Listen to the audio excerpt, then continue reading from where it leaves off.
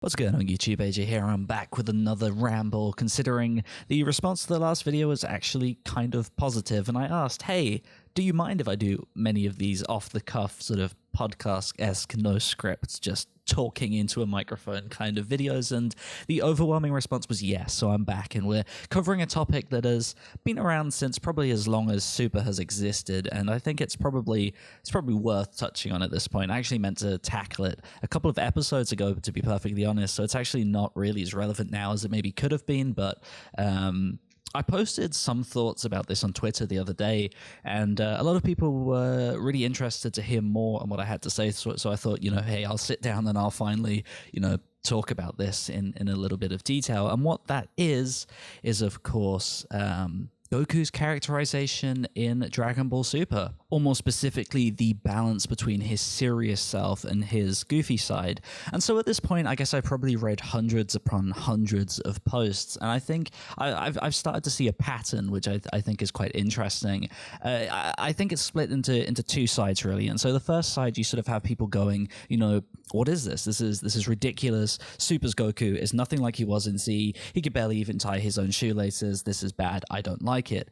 And then there's this other side that responds, well, this isn't anything new. Goku is a man-child. That's kind of his whole thing. That's what makes him so charming. He's kind of the original battle shonen protagonist, the sort of innocently dumb, naive character, and that's kind of what makes him him. And this is usually followed up by sort of a sub versus dub debate is the best thing to call it, because I think that's exactly what it is. People tend to bring up Funimation's dub from the 90s. It's infamously inaccurate, and people tend to cite that as the main reason that people talk about Goku being dumb in Super, because for a lot of people, this is, of course, their first experience with Dragon Ball in Japanese, and so it's a bit of a shock to them. And while I do think that's definitely part of it to an extent, I'm not sure that's the sort of entire deal, and we'll talk about that later, because I do want to just first talk about Funimation's dub, because I think it is important to address. So with Goku specifically, I think what Funimation tried to do back then was to sort of make Goku feel more in line with sort of Western superheroes and their sensibilities, and so they made quite a few changes to some of the key dialogue, some of the key lines of dialogue that define his character. And so if we go all the way back to the Saiyan arc, to the Saiyan arc, I think most notably you have that scene where Goku tells Krillin to spare Vegeta. And in Japanese, he says something like, don't kill him, I want to fight him again. But in the dub, he says something along the lines of, I think he wants to show him the mercy of humans, or that people can be good, something like that, something that's more of a superhero speech.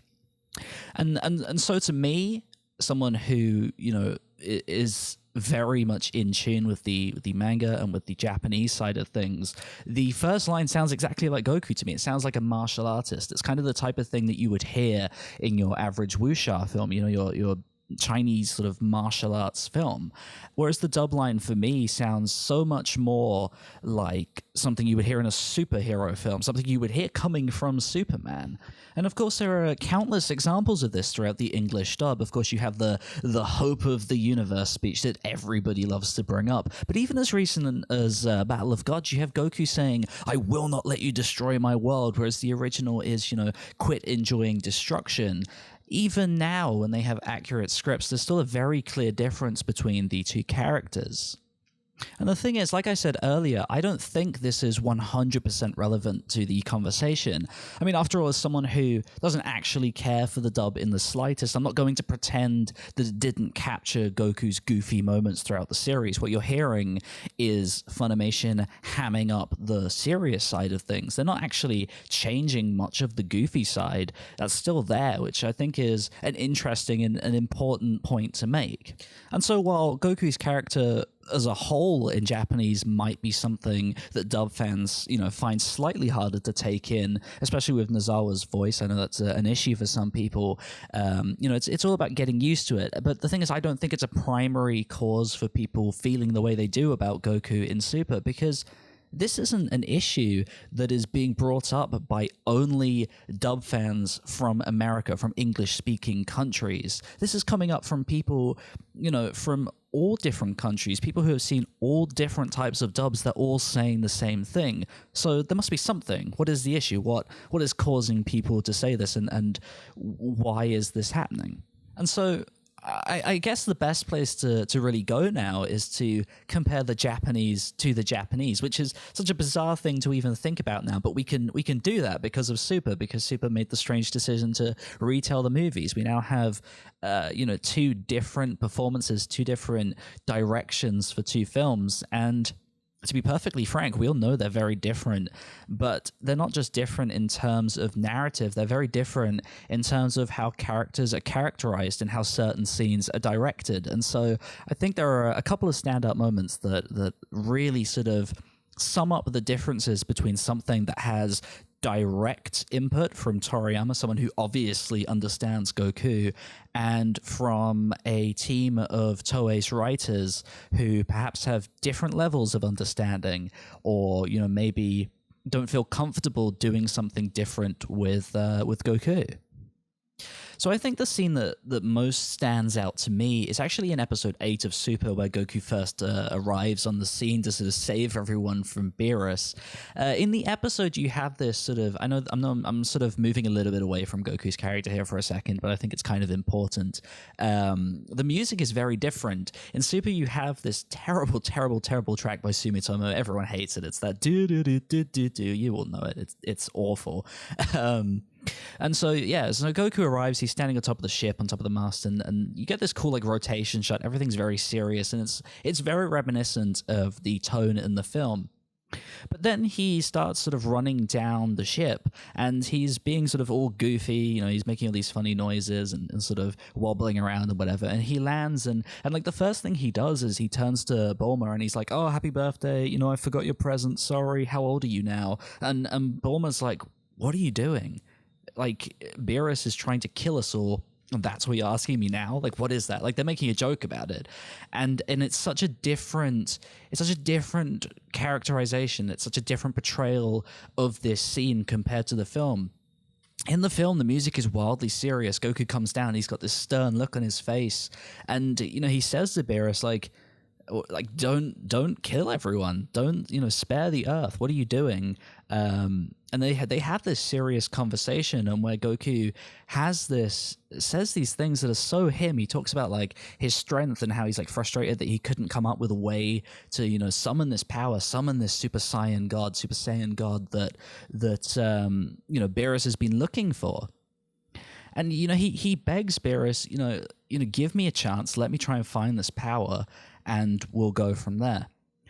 So these are two identical scenes in intent, but they're so tonally different. The character of Goku feels so different between the movie and the TV version. And I don't know, maybe that's the point. Like maybe at this point they want to sort of say, hey, this isn't the movie. We're not doing it one-to-one. We kind of wanted to play around with the tone of the scene.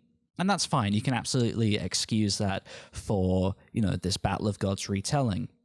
But I think the one thing to take away from this scene is that I guess what you're seeing from Goku here isn't out of character, as I think a lot of dub fans say, and I think that's obviously where that argument that I was talking about earlier comes from. But I think even to fans of the Japanese version, fans who understand Goku, it still feels wrong. It's taking an aspect of Goku's character and using it in a situation that is entirely inappropriate to use it in. And what's unfortunate is that doing this isn't necessarily a terrible thing. In fact, in Battle of Gods itself, the film, one of the best gags in the film is about taking, a situation that demands a serious tone and throwing Goku's goofiness at it. It's the scene where Goku introduces himself to Beerus and he makes a fool out of himself and he just uses des at the end of his sentences all of the time. Like, that's funny and, that's great. But I think when you overuse that, that's when it becomes an issue. And what's unfortunate is that overusing it is exactly what Toei have done. I'm sure before I'm even saying this, you're thinking, hey, that gag has been used over and over and over and over again, to the point now where it almost feels like the writers are deliberately mocking it. There's a scene, I forget which episode, it's at some point in this Goku Black arc, where I think Goku essentially just drops even trying to be formal and just says something like, please train me, des. Like there's not even any subtlety to it anymore. It's just, haha, I'm dumb, blah, blah, blah. And that's kind of it, which is like that at that point, that's when it feels out of character to me, because that's not Goku. Like Goku is a bit of a man-child, but he's not a total and utter idiot. And so when you start disrespecting and ignoring what a character is just for the sake of a gag, you start to harm your story. And this is exactly what we've seen in this arc, especially as we're sort of reaching this climax.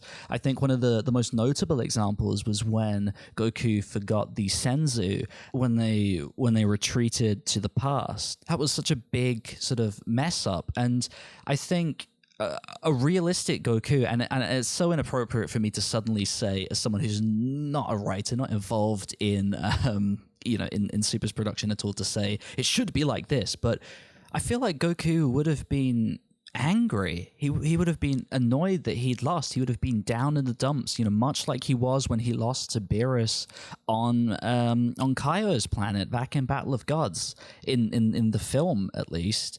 Or at the very least, he would have been determined to go back there. And what's a shame is that I guess you kind of do get that in the episode. He is sort of intent on going back there, but the way it's presented is so silly, and it doesn't work. Like in the middle of his speech, I'm sat there thinking, oh, all right, we're going somewhere now, but he stops and he's like, oh, Goku Black, he turned into this Super Saiyan, wait, what is it? And like he can't remember the name Super Saiyan Rose. He has to stop and talk to Vegeta, and on top of forgetting the Senzu, on top of being so sort of jolly and happy even after losing, it's so mind-blowing, and it so doesn't work for the character. He feels like a caricature of himself, and not even, I wouldn't even say it feels like a caricature of himself as an adult. It feels like a caricature of himself towards the very beginning of the series, which I feel like is such a shame, because all of these aspects of Goku are wonderful. They're all wonderful within the context of when they appear. And what's great, and something that's perhaps seriously undervalued in the series, is how Goku does grow as a character. He really does grow, and it's wonderful to see. And what we see quite often in Super kind of undoes that, and that's a real shame. And I'm not going to sit here and pretend that this happens all of the time, because that would be ridiculous. In that case, I wouldn't even bother watching Super. But I'm not going to, ignore it. I'm not going to say that it's insignificant enough not to talk about. I think it definitely distracts from the story. It definitely harms the narrative, and it definitely hurts Goku as a character in the show, which is very, very upsetting, considering he's the main character. And in this arc especially, there really should be a very clear-cut contrast between Goku and Goku Black, Zamasu. And it just, it's not there really. It doesn't, they don't feel like opposing characters. It kind of feels like goofy guy and evil guy. And that's kind of it, which is a little bit of a shame, to be perfectly honest. So I guess the question now is, why is it this way? Like, why are Toei writing him this way? Why are they ignoring so much of what came before, all of the advances that Goku has made over the years? What's with that? I honestly, I don't think I even have an answer for that.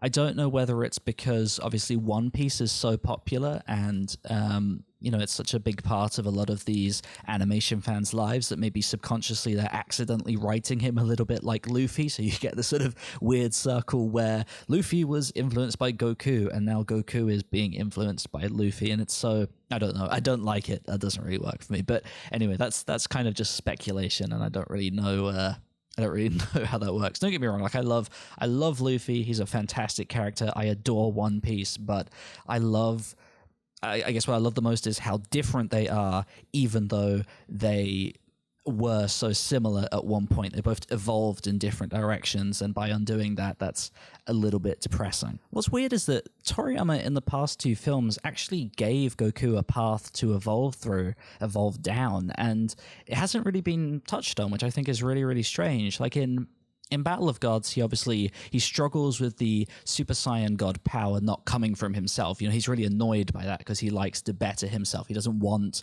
the help of other people. He doesn't want other people's energy to make him permanently better. He doesn't like that. And so from there, he obviously evolves and he kind of comes to terms with that. He obviously gets Super Saiyan Blue, and in that film, obviously, he becomes very cocky, and then he gets knocked back. And then once we get to Super, once we get to the Universe 6 tournament, we don't really have any evolution from there. He just kind of rolls with it.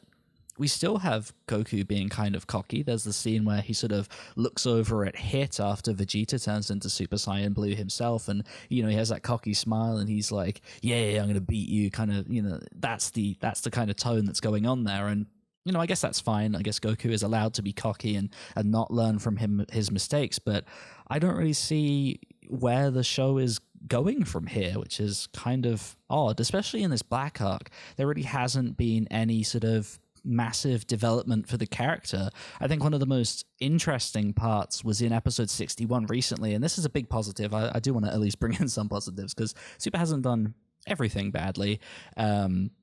Zamasu gets in Goku's face and he's like, do you want to know what happened to your family? We get this horrible, gruesome flashback, and Goku loses it, and you have this really nice moment. There's a lot like Vegeta's My Bulma moment, and I know maybe some people think that's a rehash, but whatever. I think it's a nice parallel. I think it's important that, we see, hey, Goku, really does genuinely care about his family. And obviously, don't get me wrong, we have seen that several times throughout the series, but this is such a clear-cut, such a overt threat to something that's apparently very important to Goku, and seeing his reaction to that is fantastic. Like, that's fantastic writing, and sort of entwining all of this cockiness and whatever, and trying to bring all of these elements of Goku's character together is really what I personally think the show really desperately needs to do, because at the moment, God, it's so unfortunate seeing him being sort of caricatured, devalued. I don't really know how else to put it, and I really hate being so negative, because I do like Super as a whole, and I think characterization of certain characters is done fantastically well. I think Vegeta, even though they definitely had some mess-ups earlier on when they were retelling certain points where they kind of brought Vegeta back round to, would it be Kakarot? I'm so upset. Like, that was annoying. But now they're actually working together, and like, that's, to me, that's the development that I really like. They're kind of working together to beat these foes, and that was the lesson that they really needed to learn from Resurrection F. But it's not really being used enough, which I think is a shame. You have far too often they're sort of fighting individually. I would really, really like to see them come together and actively, work to beat this villain, which would be great. It would be a great way to bring these characters together, and I think that's probably such a great excuse to bring in that one character that everyone's been looking forward to, which is, of course, Vegito. Everybody wants Vegito to come back. Whether or not he will, I don't know, but I feel like that would be such a great way to really move from from Resurrection F by having a scene where there's no arguments, there's no fighting. Oh, I don't want to fuse with you. I don't like you. Blah blah. I don't want to use my own power. And all this, the crap that we're used to. I want to see an evolution there. I think that would be fantastic, because even though at the end of Resurrection F, they say they'll never, we'll never work together. The way I interpreted that was they acknowledged their mistakes, but they were still sort of, playing off one another. I don't like you, Kakarot, and meh, Vegeta, you're my rival. How it goes. It's just it's rivals who they know that they're supposed to get along, and they can't really accept it. Like, that's funny and that's cool, but it'd be really wonderful to see them put that aside, and for the sake of saving Trunks, for the sake of avenging, his future family, it would be wonderful just to see them, really come together and fuse, no arguments, and, do their best to beat the villain, however they can. Like, that to me would be wonderful. And it doesn't have to be cheesy, because obviously we know that this character is immortal, so it's not like they can just fuse and instantly win. But it would be nice to have that evolution there, just as a plot point, something to at least make me feel a little bit better about some of these strange characterizations that we've spoken about.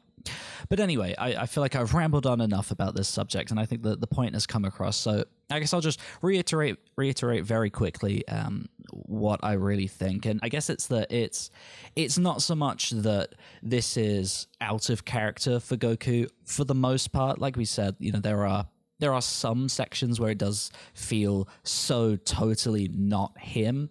But for the most part, I feel like it's a case of taking aspects of Goku's character and using them in situations that are entirely inappropriate, or taking, gags and overdoing them, or taking aspects of, Goku's personality and exaggerating them. Like I said, caricature is a great term for some of the stuff we're seeing from Goku. So what I'd really like to see is that to be toned down quite a lot, and for them to take a look back at what these plot points, these character moments that have been established over the past couple of films, and think, how can we build on this? How can we improve on what Toriyama has laid out for us? Because the building blocks are all there, the puzzle pieces are all there. They just have to put it together. And at the moment, that's kind of only sort of half happening. Everything feels a little half-assed. From a production standpoint, I'm obviously kind of interested to know how Super's production hellhole is actually affecting the writing process. Obviously, I've spoken so much in the past about how the hellhole of a production is affecting the animation.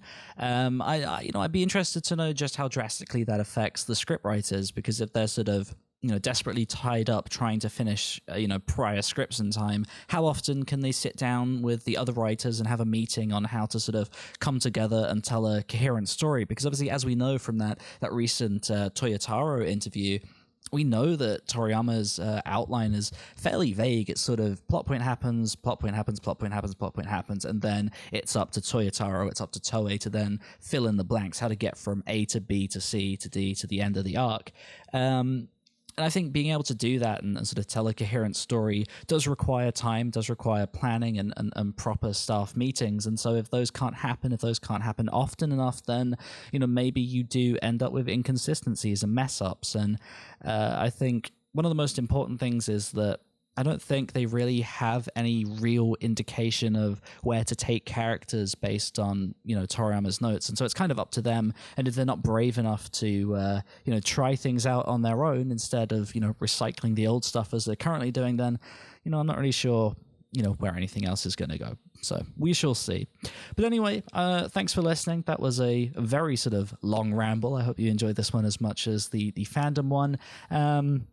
Expect something interesting on Sunday. That's all I'm going to say. We'll all be enjoying Super on Saturday. I'm really looking forward to it. According to New Type magazine, it's going to be an episode with Naoki Tate and Osamu Ishikawa supervising. They handled the first episode of the arc as episode 47, which was, very, very fantastic. And so I'm, really looking forward to seeing what they do there. And then Sunday we'll have a little surprise waiting. But until then, thanks for listening, and I will see you next time.